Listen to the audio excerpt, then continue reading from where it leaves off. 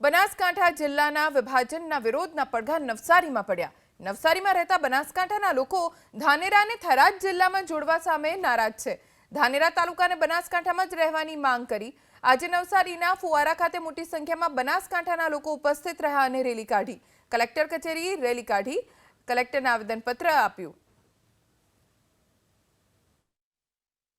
ભૌગોલિક પરિસ્થિતિ જોઈએ બનાસકાંઠા જિલ્લાની તો ધાનેરા તાલુકાને પાલનપુર શહેર સાથે સંકળાયેલા ધંધા રોજગાર સાથે સંકળાયેલા કોઈ પણ કામ હોય તો પાલનપુર સાથે એક સરળતા રહેતી હોય છે, પરંતુ જે વિભાજન થતાં ધાનેરા તાલુકાને વાવ થરાદ જિલ્લામાં સામેલ કરવામાં આવેલ છે, એના વિરોધમાં આજે ધાનેરા તાલુકાના લોકો દ્વારા કલેક્ટર કચેરીએ આવેદનપત્ર આપવામાં આવે છે કે અમારું જે વિભાજન થયું છે એને અમને બનાસકાંઠા જિલ્લામાં સમાવેશ કરવામાં આવે એ રીતની લોકોની માગણી છે।